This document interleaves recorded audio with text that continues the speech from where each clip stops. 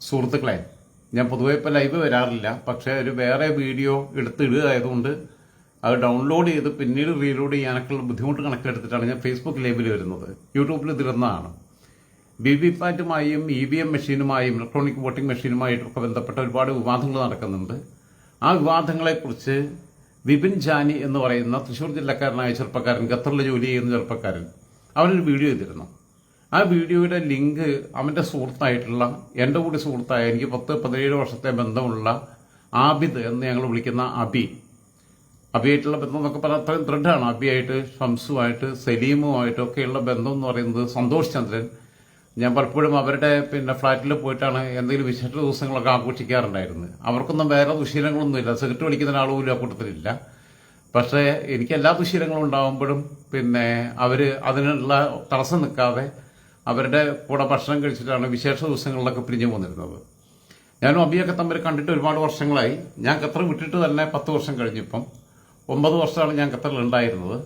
അപ്പോൾ എന്തായിരുന്നാലും വിവിപാറ്റുമായിട്ട് ഈ വിപിൻ ജാനി ചെയ്ത വീഡിയോ അത് വളരെ അക്കാദമിക് ഇൻട്രസ്റ്റോടുകൂടി കാണാൻ പറ്റുന്ന ഒന്നാണ് എന്നെനിക്ക് തോന്നി.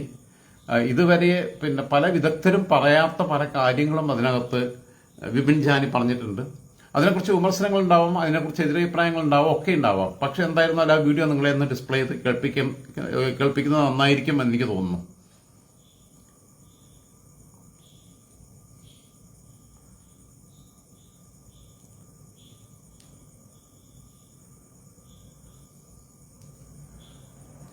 ഒരു സെക്കൻഡ്, ഞാനൊന്ന് സെറ്റ് ചെയ്തോട്ടെ.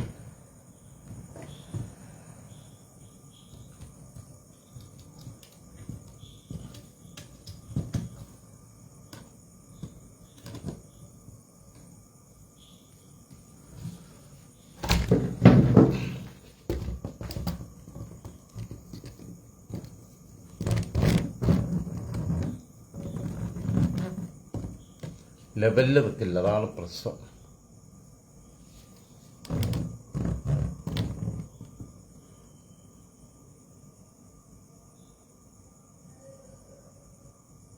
സഖാവെ, ഇത്തരം ഒരു തട്ടിപ്പ് കേരളത്തിൽ നടക്കാൻ ഒരു സാധ്യതയുമില്ല എന്ന് ഒറ്റയടിക്ക് പറഞ്ഞു. ഇന്റർനെറ്റ് കണക്ടിവിറ്റി വരുന്നുണ്ട് ഒന്ന്. ഇനിയാണ് ഇതിലെ തട്ടിപ്പിനെ കുറിച്ച് പറയാൻ പോകുന്നത്. ഇപ്പൊ ധർമ്മട മണ്ഡലത്തില് ആകെ 3 സ്ഥാനാർത്ഥികളെ ഉള്ളൂ എന്ന് കരുതൂ, ഒരു പെട്ടെന്ന് പറഞ്ഞു പോകാൻ വേണ്ടിയിട്ട്. അപ്പൊ 1-ാം നമ്പറിൽ പിണറായി വിജയൻ, അരിവാൾ ചുറ്റിക, 2-ാം നമ്പർ കൈപ്പത്തി, 3 താമര എന്നാണ് ഇതിന്റെ ഒരു സീരീസ് എന്നിരിക്കട്ടെ.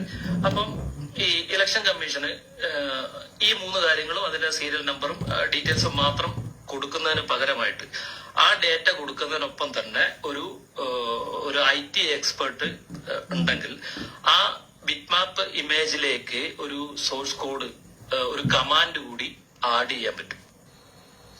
നമസ്കാരം.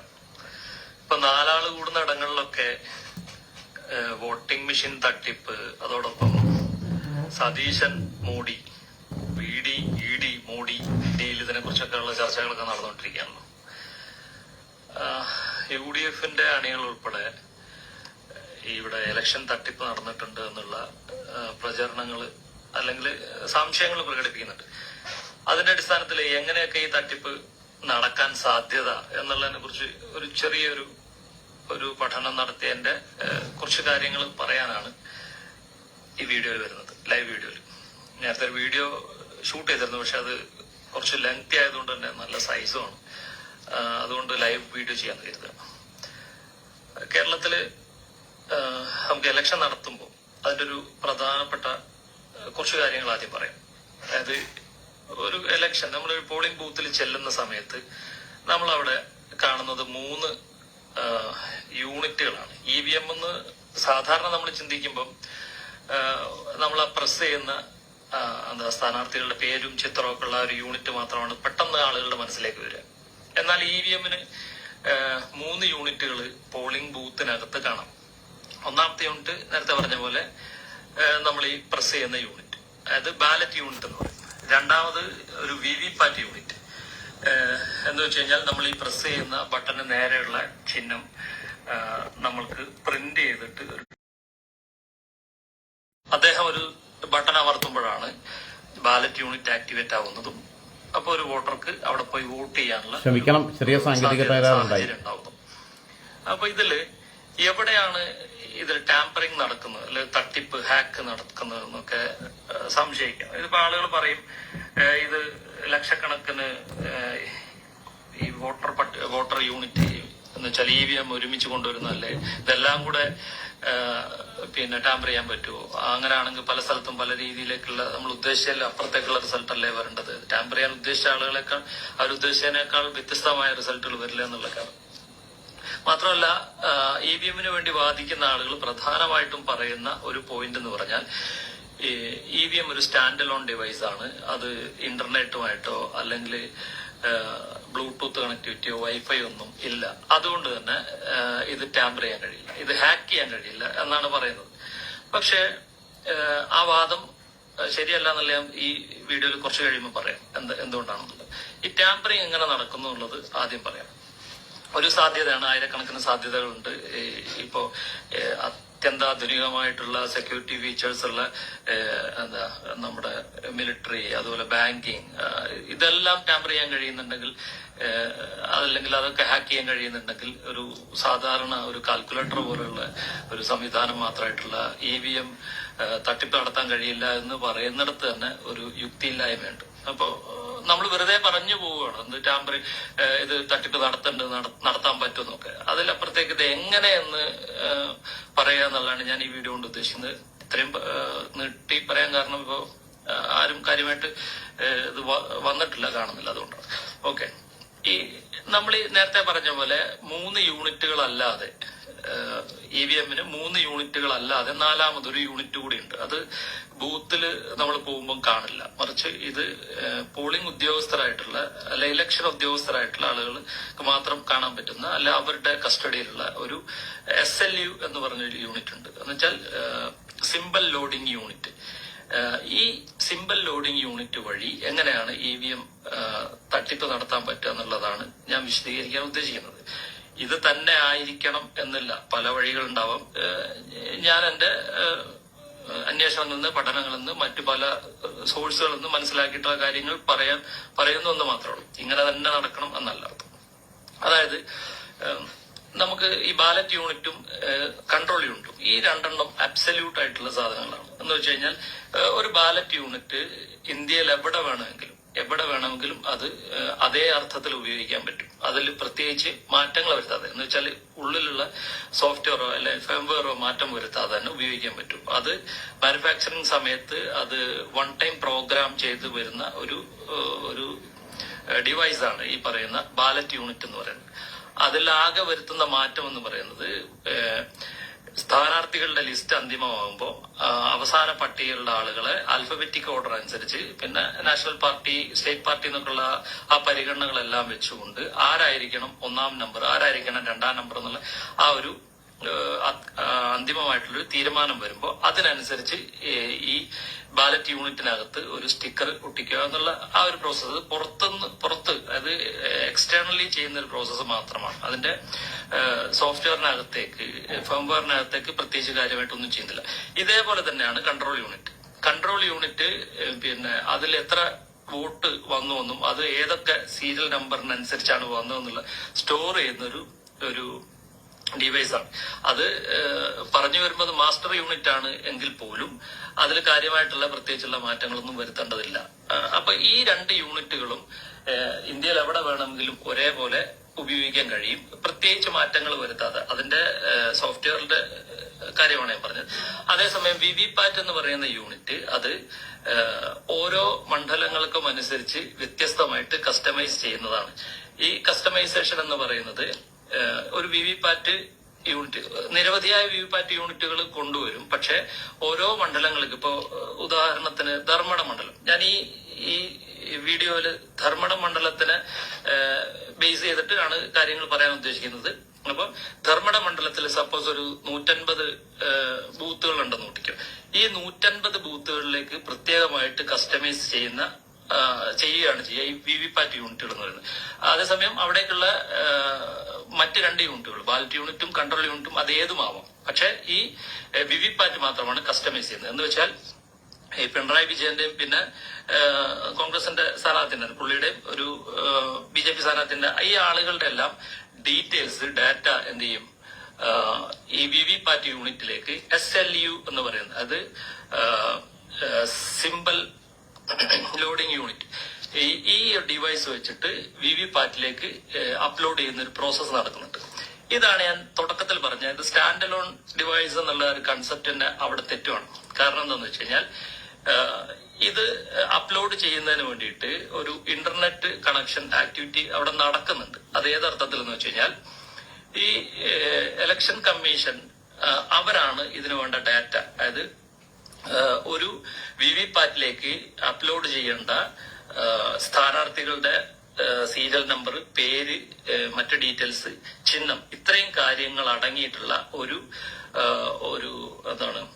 ഒരു ഡാറ്റ. ഈ ഡാറ്റ എന്ത് ചെയ്യും ഇലക്ഷൻ കമ്മീഷൻ അവരുടെ സൈറ്റിൽ അല്ലെങ്കിൽ അവർക്ക് ഒരു ലിങ്ക് വഴി ഇലക്ഷൻ ഉദ്യോഗസ്ഥർക്ക് കൊടുക്കുകയാണ് ചെയ്യുന്നത്. ഈ ഒരു ഡാറ്റ എന്ത് ചെയ്യും ഇലക്ഷൻ ഉദ്യോഗസ്ഥർ അത് ഡൗൺലോഡ് ചെയ്തിട്ട് അവര് അവർ ഡൗൺലോഡ് ചെയ്യുന്നത് ഇന്റർനെറ്റ് സോഴ്സ് വെച്ചിട്ടാണ്. എന്നിട്ട് അവർ ലാപ്ടോപ്പിലേക്കാണ് ഡൗൺലോഡ് ചെയ്യുന്നത്. എന്നിട്ടൊരു ഫ്ലാഷ് ഡ്രൈവോ അല്ലെങ്കിൽ പെൻ ഡ്രൈവോ ഉപയോഗിച്ചിട്ട് ഇത് SLU വഴി VVPATലേക്ക് പിന്നെ അപ്ലോഡ് ചെയ്യും. ഈ പ്രോസസ്സിനിടയ്ക്ക് ഒരു ഇന്റർനെറ്റ് കണക്ഷൻ എന്ന് പറയുന്ന ഒരു സംവിധാനം വരുന്നുണ്ട്. പക്ഷേ ഈ ഇലക്ഷൻ കമ്മീഷൻ പറയുന്നത് ഇത് അപ്ലോഡ് ചെയ്യുന്ന സമയത്ത്, അത് VVPATലേക്ക് അപ്ലോഡ് ചെയ്യുന്ന സമയത്ത് ഇന്റർനെറ്റ് കണക്ഷൻ ഇല്ല എന്നാണ്. ശരിയാണ്. പക്ഷെ അതിന് മുമ്പ് ഇത് ഡൗൺലോഡ് ചെയ്യണമെങ്കിൽ അതിന്റെ ഇന്റർനെറ്റ് കണക്ടിവിറ്റി വേണമെന്നുള്ളതാണ്. അപ്പൊ സ്റ്റാൻഡ് അലോൺ എന്നുള്ളത് ഈ ഇലക്ഷൻ നടക്കുന്ന സമയത്ത് മാത്രമാണ് ഈ ഡിവൈസ് സ്റ്റാൻഡ് അലോൺ ആകുന്നത്. അല്ലാത്ത സമയത്ത് ഇത് ഒരു സ്റ്റാൻഡ് അലോൺ ഡിവൈസ് അല്ല. ഇന്റർനെറ്റ് കണക്ടിവിറ്റി വരുന്നുണ്ട്. ഒന്ന് ഇനിയാണ് ഇതിലെ തട്ടിപ്പിനെ കുറിച്ച് പറയാൻ പോകുന്നത്. ഇപ്പൊ ധർമ്മട മണ്ഡലത്തില് ആകെ 3 സ്ഥാനാർത്ഥികളെ ഉള്ളൂ എന്ന് കരുതു, ഒരു പെട്ടെന്ന് പറഞ്ഞു പോകാൻ വേണ്ടിയിട്ട്. അപ്പൊ 1-ാം നമ്പറിൽ പിണറായി വിജയൻ, അരിവാൾ ചുറ്റിക, 2-ാം നമ്പർ കൈപ്പത്തി, 3 താമര എന്നാണ് ഇതിന്റെ ഒരു സീരീസ് എന്നിരിക്കട്ടെ. അപ്പം ഈ ഇലക്ഷൻ കമ്മീഷന് ഈ 3 കാര്യങ്ങളും അതിന്റെ സീരിയൽ നമ്പറും ഡീറ്റെയിൽസും മാത്രം കൊടുക്കുന്നതിന് പകരമായിട്ട് ആ ഡേറ്റ കൊടുക്കുന്നതിനൊപ്പം തന്നെ ഒരു IT എക്സ്പെർട്ട് ഉണ്ടെങ്കിൽ ആ ബിറ്റ്മാപ്പ് ഇമേജിലേക്ക് ഒരു സോഴ്സ് കോഡ്, ഒരു കമാൻഡ് കൂടി ആഡ് ചെയ്യാൻ പറ്റും. എന്ന് വെച്ച് കഴിഞ്ഞാൽ ഒരു എന്താ പറയാ ലോജിക് ബോംബ് എന്ന് പറയുന്ന ഒരു ഇതുണ്ട്, ഒരു ടേം ഉണ്ട്. അത് IT ആയിട്ടുള്ള ആളുകൾക്ക് അതിനെ കുറിച്ച് കൃത്യമായി മനസ്സിലാവും. എന്ന് വെച്ചാൽ ഒരു പ്രത്യേക ഒരു കമാൻഡ് കൊടുത്തിട്ട് ഈ ചിത്രത്തിനുള്ളിൽ മറ്റാരും കാണാത്ത രീതിയിൽ ഇത് ഒളിപ്പിച്ചു വെക്കാനുള്ള സംവിധാനമുണ്ട്. അപ്പോൾ അങ്ങനെ ഒരു കമാൻഡ്, ഒരു പ്രോംപ്റ്റ് കൊടുത്തുകൊണ്ട് ഈ എൻ്റയർ വോട്ടിംഗ് സിസ്റ്റത്തിനെ തന്നെ മാനിപ്പുലേറ്റ് ചെയ്യാനുള്ള ഒരു സംവിധാനം IT പ്രൊഫഷണൽസിന് വേണമെങ്കിൽ സാധിക്കും. പക്ഷെ ഇതിന് ഇലക്ഷൻ കമ്മീഷന്റെ പിന്തുണ വേണം. ഇലക്ഷൻ കമ്മീഷൻ ആണല്ലോ ഇത് മറ്റ് ഉദ്യോഗസ്ഥർക്ക് കൊടുക്കുന്നത്. അപ്പോ അത് എങ്ങനെയാന്ന് വെച്ചാൽ ഒരു സിമ്പിൾ ഒരു ഉദാഹരണം പറയാം എങ്ങനെ ആയിരിക്കാം എന്ന്. ഇങ്ങനെ തന്നെ ആവണമെന്ന് ഒരു നിർബന്ധവുമില്ല. 100 കണക്കിന് 1000 കണക്കിന് സാധ്യതകളുണ്ട്. അതിലൊരു സാധ്യതയാണ് ഇപ്പോ ഒരു ധർമ്മട മണ്ഡലത്തെ കുറിച്ചാണല്ലോ പറഞ്ഞത്. ധർമ്മട മണ്ഡലത്തിലെ ഒരു ടൈം ട്രിഗർ ഉണ്ട്, ഒരു എന്താ പറയാ ഒരു ത്രഷോൾഡ് ഉണ്ടാവും. ടൈം സെറ്റ് ചെയ്ത് വെക്കാൻ പറ്റും ഈ കമാൻഡ് അനുസരിച്ച്. നമ്മൾ എക്സൽ കാണുന്ന പോലെ തന്നെ ഒരു സമയം, വോട്ടിംഗ് ടൈം എന്ന് വെച്ച് കഴിഞ്ഞാല് ഏപ്രിൽ മാസം 9-ാം തീയതി രാവിലെ 7 മണിക്ക് ആരംഭിച്ച് വൈകുന്നേരം 6 മണിക്കുള്ളിൽ നടക്കേണ്ട ഒരു പ്രോസസ് എന്ന് പറഞ്ഞിട്ട് ഒരു കമാൻഡ് കൊടുത്തിട്ട് ഇത് നടക്കണം എന്ന് വെച്ചാൽ 100 വോട്ട് 1-ാം നമ്പർ ചിഹ്നത്തിന് നേരെ പ്രസ് ചെയ്ത് കഴിഞ്ഞാൽ പിന്നെയുള്ള 50 വോട്ടുകൾ അല്ലെങ്കിൽ 25 വോട്ട്, 10 വോട്ട് അത് 2-ാം നമ്പർ ചിഹ്നത്തിന് അനുകൂലമായിട്ട് വരണം. നമ്മൾ 1-ാം നമ്പർ ചിഹ്നമാണ് പ്രസ് ചെയ്തത്, അത് തന്നെ VVPATൽ നമുക്ക് കാണിച്ചു. എന്നാൽ പോലും അവസാനമായിട്ട് റെക്കോർഡ് ചെയ്യുന്നത് ചിലപ്പോൾ 2-ാം നമ്പർ ചിഹ്നമായിരിക്കും. ഇത്തരം ഒരു കോഡ് കൊടുത്തുകൊണ്ട് വളരെ ലളിതമായിട്ട് ഈ ഒരു പ്രോസസ്സിനെ അട്ടിമറിക്കാൻ പറ്റും. ഇത് എല്ലാ ബൂത്തുകളിലും ചെയ്യണമെന്നില്ല, എല്ലാ മണ്ഡലങ്ങളിലും ചെയ്യണമെന്നില്ല. ഇത് ബൂത്ത് വൈസ് സെലക്ട് ചെയ്യാൻ പറ്റും. അതിനനുസരിച്ച് ഈ കാര്യത്തിന് ക്രമീകരിക്കാൻ പറ്റും. ഇനി ഇതിനെ എങ്ങനെയൊക്കെയാണ് ഇതിന് കൗണ്ടർ ആർഗ്യുമെന്റ് ആയിട്ട് വരാൻ പറ്റുന്ന കുറെ കാര്യങ്ങളുണ്ട്. ഇപ്പൊ ഉദാഹരണത്തിന് മോക്ക് പോൾ എന്ന് പറഞ്ഞിട്ടൊരു പരിപാടി, അത് 3 തവണയായിട്ട് ചെയ്യുന്നുണ്ട് മോക്ക് പോൾ. അത് ബൂത്തിലെത്തുന്നതിന് മുമ്പ് 2 തവണ. തെരഞ്ഞെടുക്കപ്പെട്ടിട്ടുള്ള 5% പിന്നെ ഇത് വിവിപാറ്റുകള് മോക്ക് പോൾ വഴി പരിശോധിക്കണം എന്നൊക്കെ ഉണ്ട്. 1000 വോട്ട് ചെയ്യണം ഒരു ഘട്ടത്തിൽ എന്നൊക്കെ പറയപ്പെടുന്നുണ്ട്. ഓക്കെ. അതോടൊപ്പം എന്താന്ന് വെച്ചാല് ഈ ഇലക്ഷൻ നടക്കുന്ന അന്ന് രാവിലെ 6 മണിക്ക് ശേഷം മോക്ക് പോൾ നടത്തുന്നുണ്ട്. 50 വോട്ടുകൾ ചെയ്യുന്നുണ്ട്. അപ്പൊ ഈ മോക്ക് പോളിൽ ഇത് പിടിക്കപ്പെടില്ല എന്നുള്ളതാണ് ചോദ്യം. ഇപ്പോ ഈ ഒരു തട്ടിപ്പിന്റെ ഒരു രീതി അനുസരിച്ച് നമ്മൾ പോയി ബട്ടൺ പ്രസ് ചെയ്യുന്നു, അത് കറക്റ്റ് ബീപ്പ് സൗണ്ട് വരുന്നു, നമ്മൾ ഉദ്ദേശിച്ച അതേ സ്ഥാനാർത്ഥിക്ക് നേരെ തന്നെ ആ ബീപ്പ് ലൈറ്റ് കത്തുന്നു. അപ്പൊ നമ്മൾ അത് കൺവിൻസ്ഡ് ആയി ഓക്കെ അതിന് തന്നെ വന്നിട്ടുണ്ടെന്ന്. അതേസമയം തന്നെ വിവിപാറ്റിനകത്ത് ഇതേ സ്ഥാനാർത്ഥിയുടെ ചിഹ്നം തന്നെ കാണിക്കുന്നു. ഒരു സ്ലിപ്പ് വരുന്നു, അതിൽ ചിഹ്നമുണ്ട്, നമ്മളത് കൺവിൻസ്ഡ് ആയി ഓക്കെ, അത് താഴെ ആ ബോക്സിലേക്ക് വീഴുന്നു. അപ്പൊ നമ്മളെ സംബന്ധിച്ചിടത്തോളം നമ്മൾ കൺവിൻസ്ഡ് ആയി. നോർമലി ഒരു ഈ വിവിപാറ്റ് അല്ലെങ്കിൽ ഇതൊക്കെ EVM വരുന്നതിന് മുമ്പുള്ള ഒരു ഇലക്ഷൻ സിസ്റ്റം എങ്ങനെയായിരുന്നു കൂടെ മനസ്സിലാക്കിയാലാണ് ഇതിലെ തട്ടിപ്പിന്റെ രീതി കുറച്ചുകൂടി വ്യക്തമാകുന്നത്. കുറച്ച് വിശദമായി പറയാനുണ്ടെന്നാ പോലും. നേരത്തെ ബാലറ്റ് ആയിരുന്ന സമയത്ത് നമ്മള് ബൂത്തിൽ ചെല്ലുന്നു, അപ്പൊ നമ്മളൊരു ഐഡന്റിഫൈഡ് വോട്ടർ ആണെന്നുള്ളത് അവിടെ വെരിഫൈ ചെയ്തതിന് ശേഷം നമുക്ക് ബാലറ്റ് തരുന്നു, നമ്മൾ അതിൽ സീൽ ചെയ്യുന്നു, എന്നിട്ട് 4 മടക്കിയിട്ട് ബാലറ്റ് ബോക്സിനകത്ത് ഇടുന്നു. അപ്പൊ ഈ പ്രോസസ്സ് തീരുന്നത് വരെ വോട്ട് ചെയ്ത് കഴിഞ്ഞാലും നമുക്ക് ഉറപ്പാണ് എന്ത്, നമ്മൾ ആർക്കാണ് ഉദ്ദേശിച്ചത് അവർക്ക് തന്നെയാണ് വോട്ട് ചെയ്തിട്ടുള്ളത് എന്നുള്ളത് നമുക്ക് 100% ഉറപ്പിച്ച ശേഷമാണ് നമ്മൾ ആ ബൂത്ത് വിടുന്നത്. എന്നാൽ ഇലക്ട്രോണിക് വോട്ടിംഗ് മെഷീനിലൊരു ഒരു പോരായ്മ എന്താന്ന് വെച്ചാൽ നമ്മൾ പോകുന്നു, നമ്മൾ ബട്ടൺ പ്രസ് ചെയ്യുന്നു, അപ്പൊ നമുക്ക് കാണിക്കുന്നു നമ്മൾ ബട്ടൺ പ്രസ് ചെയ്ത അതിന് നേരെ തന്നെ ലൈറ്റ് കത്തിയിട്ടുണ്ടെന്ന്. അപ്പൊ നമ്മൾ കൺവിൻസ്ഡ് ആകുന്നു. പിന്നീട് നമ്മൾ ഒന്നും കൂടെ കൺവിൻസ് ചെയ്യിപ്പിക്കാൻ വേണ്ടിട്ട് എന്ത് ചെയ്യും, പിന്നെ വിവിപാറ്റിനകത്ത് നമുക്ക് ആ ചിഹ്നം കാണിച്ചു തരുന്നു. ആ ചിഹ്നം നമ്മൾ പ്രസ് ചെയ്ത ചിഹ്നം തന്നെ അവിടെ കാണിച്ചിരുന്നു. അപ്പൊ നമ്മൾ ഒന്നും കൂടെ ഓക്കെ ശരിയാണ്, അത് കറക്റ്റ് ആയിട്ട് വന്നിട്ടുണ്ട്. ആ സ്ലിപ്പ് അതില് ബോക്സിലേക്ക് വീഴുന്നതോട് കൂട്ടിയിട്ട് നമ്മൾ എന്ത് ചെയ്യും, ആഹാ ഞാൻ ചെയ്ത വോട്ട് കറക്റ്റ് ആയിട്ട് തന്നെ കറക്റ്റ് ആൾക്ക് തന്നെ പോയിട്ടുണ്ട് എന്ന് കൺവിൻസ് ആയി പോകുന്നു. പക്ഷെ അവിടെ കൊണ്ട് അവസാനിക്കുന്നില്ല കാര്യങ്ങൾ. ഈ വിവിപാറ്റിൽ നിന്നും വീണ്ടും ഒരു സിഗ്നല് ഈ പറയുന്ന കൺട്രോൾ യൂണിറ്റിലേക്ക് പോവുകയാണ്. ഇന്ന ചിഹ്നത്തിനാണ് ഇയാൾ പ്രസ് ചെയ്തത്, അപ്പോ അത് അവിടെ റെക്കോർഡ് ചെയ്യണം എന്ന് പറയാണ്. അപ്പൊ നമ്മൾ ഇത് അറിയുന്നില്ല. ഈ വിവിപാറ്റ് കൺട്രോൾ യൂണിറ്റിനോട് എന്താണ് പറഞ്ഞതെന്നുള്ളത് നമ്മൾ അറിയില്ല. നമ്മൾ ഈ വിവിപാറ്റ് വരെയുള്ള പ്രോസസ്സ് മാത്രമേ മനസ്സിലാക്കുന്നുള്ളൂ. അത് കഴിഞ്ഞിട്ട് ഇപ്പോ നമ്മൾ അരിവാളിലാണ് കുത്തിയെങ്കിൽ പിന്നെ വിവിപാറ്റ് കൺട്രോൾ യൂണിറ്റിനോട് പറയാണ് ആ കുത്തിയത് പിന്നെ കൈപ്പത്തിക്കാണ്, അത് റെക്കോർഡ് ചെയ്തോ എന്ന് പറഞ്ഞു കഴിഞ്ഞാൽ അവിടെ അവസാനിച്ചു. എന്നുവെച്ചാൽ നമ്മൾ ചെയ്ത വോട്ട് ആർക്കാണ് ചെയ്തത് എന്നുള്ളത് നമ്മൾക്ക് പൂർണ്ണമായിട്ടും മനസ്സിലാവുന്നില്ല. അത് മനസ്സിലാവണമെങ്കിൽ അല്ലെങ്കിൽ അത് കൃത്യമാവണമെങ്കിൽ എന്ത് ചെയ്യണമെന്ന് വെച്ചാൽ വിവിപാറ്റ് മുഴുവനും എണ്ണണം. മുഴുവൻ വിവിപാറ്റുകൾ എണ്ണിയെങ്കിൽ മാത്രമേ നമ്മൾ ചെയ്ത വോട്ട് അല്ലെങ്കിൽ കൃത്യമായി വോട്ട് പോൾ ചെയ്യപ്പെട്ടത് അത് കൃത്യമായി റെക്കോർഡ് ചെയ്തിട്ടുണ്ടോ എന്നുള്ളത് മനസ്സിലാക്കാൻ പറ്റും. അപ്പോൾ SLU വഴി നടത്തുന്ന തട്ടിപ്പ് അനുസരിച്ചാണെങ്കിൽ ഇപ്പൊ ഒരു 10 വോട്ട് 10 എണ്ണം പ്രസ് ചെയ്യുമ്പോൾ ഒരു കമാൻഡ് കൊടുത്തിട്ട് 10 എണ്ണം 1-ാം നമ്പറിന് പ്രസ് ചെയ്യുമ്പോൾ അത് 10ഉം കൺട്രോൾ യൂണിറ്റിൽ 1 എന്ന് അടയാളപ്പെടുത്തി 11 മുതൽ 20 വരെ ഉള്ളത് 1-ന് പ്രസ് ചെയ്താൽ അത് 2-ന് രേഖപ്പെടുത്തണം എന്ന് അടയാളപ്പെടുത്തുകയും മീൻസ് അങ്ങനെ ഒരു കമാൻഡ് കൊടുക്കുകയും ചെയ്തു കഴിഞ്ഞാൽ ഈ 1-ന് പ്രസ് ചെയ്ത് പോയ ആൾക്കാർ എല്ലാവരും എന്ത് കരുതും, ഓക്കെ അത് അങ്ങനെ തന്നെ വന്നിട്ടുണ്ട്. കാരണം ഞാൻ ആ വിവിപാറ്റിൽ കണ്ടതാണ്, ഞാൻ പ്രസ് ചെയ്ത ചിഹ്നം തന്നെയാണ് അതിൽ വന്നിട്ടുള്ളതെന്ന് കണ്ടതാണ്. പക്ഷെ അത് കൺട്രോൾ യൂണിറ്റിലേക്ക് പോകുമ്പോൾ എന്താണ് അവിടെ റെക്കോർഡ് ചെയ്തെന്നുള്ളത് വോട്ട് ചെയ്ത ഒരാൾക്ക് അത് മനസ്സിലാക്കാനുള്ള യാതൊരു സാഹചര്യവും ഇല്ല എന്നുള്ളതാണ്. ഇതാണ് ഏറ്റവും ക്രിട്ടിക്കൽ ആയിട്ടുള്ള കാര്യം. അപ്പൊ വിവിപാറ്റിനെ ടാമ്പർ ചെയ്തുകൊണ്ട് വോട്ടിംഗ് സംവിധാനത്തിൽ തന്നെ അട്ടിമറിക്കാനുള്ള ഒരു സാധ്യത ഇവിടെ നിലനിന്നിട്ടുണ്ട് എന്ന് തന്നെ കരുതണം.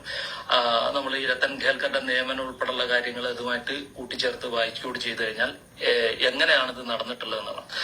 പിന്നെ ഇത് എങ്ങനെയാണ് കണ്ടുപിടിക്കാൻ കഴിയുക എന്നുള്ളതാണ്. ഇപ്പോ സുപ്രീം കോടതി ഈ വിഷയവുമായി ബന്ധപ്പെട്ടിട്ട് ഒരു കേസ് വന്നപ്പോ അവിടെ 27,000-ഓളം വരുന്ന വിവിപാറ്റുകൾ എണ്ണിയപ്പം ഇതിന് പ്രശ്നങ്ങളൊന്നും കണ്ടിട്ടില്ല. കൺട്രോൾ യൂണിറ്റുമായിട്ട് അത് മാച്ച് ചെയ്യുന്നുണ്ട്, അതുകൊണ്ട് ഇത് പ്രശ്നമൊന്നുമില്ല എന്ന് ജനറലൈസ് ചെയ്ത് വിടുകയാണ് ചെയ്തത്. അപ്പൊ പോലും സുപ്രീം കോടതി ഒരു കാര്യം പറഞ്ഞു, 5 വിവിപാറ്റ് യൂണിറ്റുകൾ എണ്ണണം എന്നുള്ളൊരു ഒരു നിർദ്ദേശം കൂടി വെച്ചു. നേരത്തെ അത് ഒന്നായിരുന്നു, ഒരു വിവിപാറ്റായിരുന്നു, ഒരു മണ്ഡലത്തിൽ ഒരു വിവിപാറ്റായിരുന്നു നേരത്തെ എണ്ണിക്കൊണ്ടിരുന്നത്. ഇപ്പൊ 5 എണ്ണം എണ്ണണം എന്നുള്ള നിയമം വന്നു. ഓക്കെ, ഇനി ഈ 5 വിവിപാറ്റ് യൂണിറ്റുകൾ എണ്ണുമ്പോൾ എങ്ങനെ ഇതിൽ നിന്ന് രക്ഷപ്പെടാമെന്നുള്ള ഒരു കാര്യം കൂടി നോക്കാം. അല്ലെങ്കിൽ അതുകൊണ്ട് മാത്രമായോ എന്നുള്ളൊരു കാര്യമുണ്ട്. അതായത് ഇപ്പൊ ഒരു 150 ബൂത്തുകളുള്ള ഒരു മണ്ഡലത്തിൽ 5 വിവിപാറ്റ് യൂണിറ്റ് എന്ന് പറഞ്ഞാൽ വളരെ തുച്ഛമായിരിക്കും. ഇപ്പോ നേരത്തെ ഞാൻ പറഞ്ഞ പോലെ തന്നെ ഇത് ടാമ്പർ ചെയ്യുന്നത് 150-ൽ 50 ബൂത്തുകളാണ് ടാമ്പർ ചെയ്യുന്നത് എന്ന് കൂട്ടിക്കും. ഇത് 50 എണ്ണത്തിന്റെ കാര്യം പറയുമ്പോഴാണ് കേരളത്തിൽ ഇത്രയും വലിയ പരാജയം LDF ഉണ്ടാകുമ്പോൾ പോലും അത് നമ്മൾ വോട്ടിന്റെ എണ്ണത്തിൽ കാൽക്കുലേറ്റ് ചെയ്യുമ്പോൾ ഒരു ബൂത്തിൽ വെറും 32 വോട്ടിന്റെ വ്യത്യാസമാണുള്ളത്. ഈ 32 വോട്ട് വ്യത്യാസം വന്നപ്പോൾ തന്നെ ഇത്രയും ഭീകരമായ രീതിയിലേക്കുള്ള ഒരു അട്ടിമറി അവിടെ നടന്നിട്ടുണ്ട്. അപ്പോ ഒരു 50 ബൂത്തിലോ ഒരു 25 ബൂത്തിലോ വോട്ടിന്റെ വ്യത്യാസം പോലും അത് കൃത്യമായിട്ട് തെരഞ്ഞെടുപ്പിൽ ഫലം നിശ്ചയിക്കുന്നതിൽ ഒക്കെ സ്വാധീനം ചെലുത്തുന്നുള്ളത് കൊണ്ടാണ്. അപ്പൊ പറഞ്ഞു വന്നതാണ്, ഇപ്പൊ 50 എണ്ണത്തിൽ മാത്രമേ ടാമ്പറിംഗ് നടത്തിയിട്ടുള്ളൂ, 150 എണ്ണം ഉണ്ട്. അപ്പൊ ഇത് ഒരു ഡ്രോ വഴിയാണ് ഏതൊക്കെ എണ്ണം തെരഞ്ഞെടുക്കുന്നതെന്നാണ്. അപ്പൊ ആ ഡ്രോയില് ഈ 50 എണ്ണം വന്നിട്ടില്ലെങ്കിൽ രക്ഷപ്പെട്ടു, അവിടെ തന്നെ രക്ഷപ്പെട്ടു. കാരണം എന്ന് വെച്ചാൽ ഒരു ടാമ്പറിംഗ് നടത്തിയിട്ടില്ലാത്ത 100 എണ്ണത്തിൽ 5 എണ്ണമായിരിക്കാം ഇത് തെരഞ്ഞെടുത്തിട്ടുണ്ടാവുക. അപ്പൊ അവിടെ രക്ഷപ്പെട്ടു.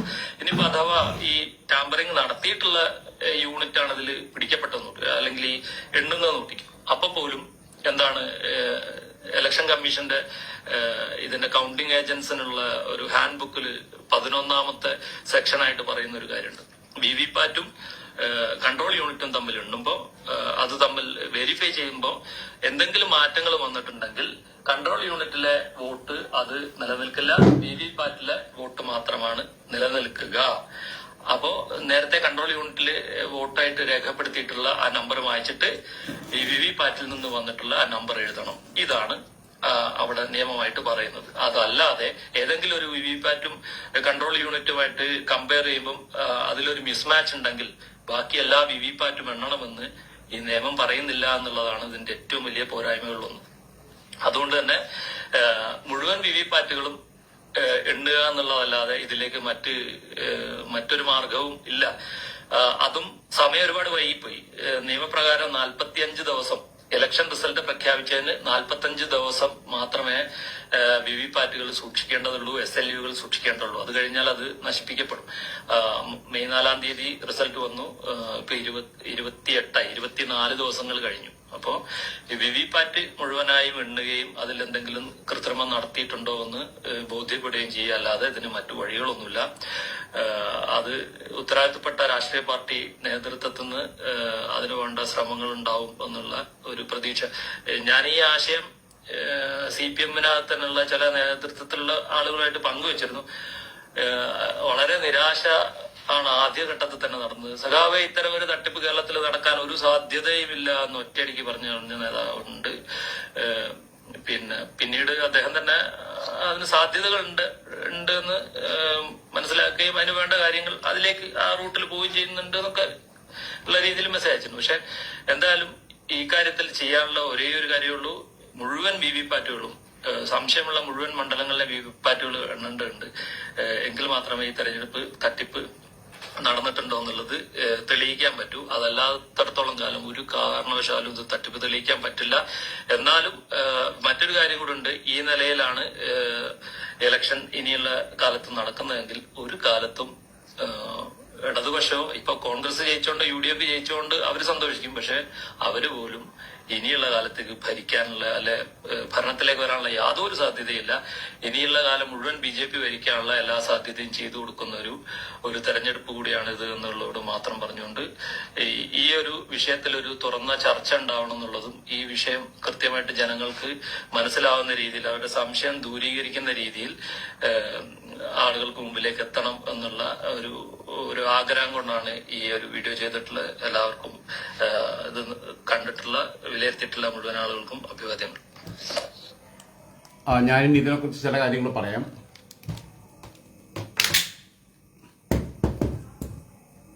എന്നെ സംബന്ധിച്ചിടത്തോളം ഞാൻ പൊതുവെ എനിക്ക് ഒരുപാട് മെസ്സേജുകൾ വരാറുണ്ട്. ദിവസം 100 കണക്കിന് മെസ്സേജുകൾ വരാറുണ്ട് ഇത്തരം വിഷയങ്ങളുമായിട്ടൊക്കെ ബന്ധപ്പെട്ട്. ഒരുപാട് ആളുകൾ പലതും പല രീതിയിലുള്ള കാര്യങ്ങൾ പറയാറുണ്ട്. പക്ഷെ പറയുമ്പോൾ എല്ലാ വിഷയവും കൈകാര്യം ചെയ്യാൻ പറ്റാത്തതിൻ്റെ കാരണം ഒന്ന് എൻ്റെ ഒരു സ്ഥിരതയില്ലായ്മ, കൺസിസ്റ്റൻസി ഇല്ലാത്തതുകൊണ്ട്. രണ്ട്, എൻ്റെ മൂഡ് സ്വിങ്ങും. അപ്പോൾ പലപ്പോഴും ഞാൻ വിഷയങ്ങൾ വരുമ്പം ചിലതൊക്കെ കൈകാര്യം ചെയ്യും, ചിലതൊക്കെ ഞാൻ പിന്നെ ആവട്ടെ എന്ന് കരുതിയിട്ട് വീഡിയോ ഒന്നും ചെയ്യാതിരിക്കും. സത്യസന്ധമായിട്ട് പറഞ്ഞു കഴിഞ്ഞാൽ ഞാൻ ഈ കഴിഞ്ഞ ഒരാഴ്ചയായിട്ട് വീഡിയോ ചെയ്യുന്നുണ്ടായിരുന്നില്ല. അതിനിടയിൽ വീഡിയോ ചെയ്തു തുടങ്ങിയത് ഇന്നലെയാണ്. ഇന്നലെ ഒരെണ്ണം എൻ്റെ ഈ പേജിൽ ചെയ്തു, പിന്നെ ചെയ്യുന്ന ചാനലിൽ ഇന്ന് പോയിട്ട് 2 ചെയ്തു. അത് കഴിഞ്ഞപ്പോൾ ഞാൻ പിന്നെ ഈ വിഷയം ഇപ്പോൾ എടുക്കാമെന്ന് കരുതിയത്. ഇതുമായി ബന്ധപ്പെട്ടെന്ന് പറഞ്ഞു കഴിഞ്ഞാൽ നിങ്ങൾ ആലോചിക്കേണ്ടത്, ബാലറ്റ് പേപ്പർ ഉണ്ടായിരുന്ന കാലത്തും നമ്മുടെ നാട്ടിൽ തട്ടിപ്പ് നടന്നിട്ടുണ്ട്. ഇപ്പം ബാലറ്റ് പേപ്പർ ഉണ്ടാകുമ്പോൾ പലതരത്തിലുള്ള തട്ടിപ്പ്. ബാലറ്റ് പേപ്പർ ഉണ്ടാകുമ്പോൾ ഇപ്പോൾ EVM മെഷീൻ വെച്ചിട്ടാവുമ്പം പൈസ കൊടുത്ത് വോട്ട് മേടിക്കൽ എളുപ്പം നടക്കില്ല. എൻ്റെ അഭിപ്രായത്തിൽ പൈസ കൊടുത്ത് വോട്ട് മേടിക്കാൻ പറ്റില്ല. കാരണം പൈസ കൊടുത്താലും ഇവൻ എവിടെ കുത്തുന്നതെന്നുള്ളത് നമ്മൾ അറിയില്ല. അതേസമയം ബാലറ്റ് പേപ്പർ ഉള്ള കാലത്ത് പൈസ കൊടുക്കുക, ബാലറ്റ് പേപ്പർ തിരിച്ചു കൊണ്ടു കൊടുക്കുക, അങ്ങനെയായിരുന്നു. എന്നിട്ട് അടുത്ത ആള്, ആ പാർട്ടിയുടെ ആള് വോട്ട് ചെയ്യാൻ പോകുമ്പോൾ ഇതും കൂടി അവിടെ ഇടുക ബോക്സിനകത്ത്. അങ്ങനെ ചെയ്തിട്ടുണ്ട്. ഞാൻ എൻ്റെയൊക്കെ സമയത്ത് തന്നെ ചെയ്തിട്ടുണ്ട്. ക്യാമ്പസ് തൊട്ട് നമ്മളൊക്കെ ഈ പരിപാടികൾ എല്ലാം അറിയാവുന്നതാണ്. അപ്പം അതിനുള്ള സാധ്യത ഇപ്പം പിന്നെ ഇല്ലാതായിരിക്കുന്നു എന്നുള്ളത് ഒരു വസ്തുതയാണ്. അതേപോലെ തന്നെ വേറെ എന്തെല്ലാം തട്ടിപ്പത്തരികളൊക്കെ നടത്തിയിട്ടുണ്ട്. ഒരു പഞ്ചായത്ത് ഇലക്ഷന് പിന്നെ ഞാനന്ന് CPM-ലുള്ളപ്പോഴാണ്. അന്ന് പിന്നെ പഞ്ചായത്തിലേക്ക് പരാജയപ്പെടും ആ വാർഡിൽ എന്ന തോന്നലുണ്ടായ സമയത്ത് അവിടെ UDF-ന് വോട്ട് ചെയ്യുമെന്ന് ഉറപ്പുള്ള ആളുകളെ മുഴുവൻ ഞങ്ങൾ ഒരു ടൂർ കൊണ്ടുപോയി. ഇലക്ഷൻ്റെ അന്ന് രാവിലെ ടൂറാ, എല്ലാവരും കൂടി. ടൂറെന്ന് കേട്ടപ്പോൾ എല്ലാവരും ഓടിക്കയറി. ഒക്കെ UDF-ന് കിട്ടേണ്ട വോട്ടാണ്. അങ്ങനെ LDF ജയിച്ചിട്ടുണ്ട്.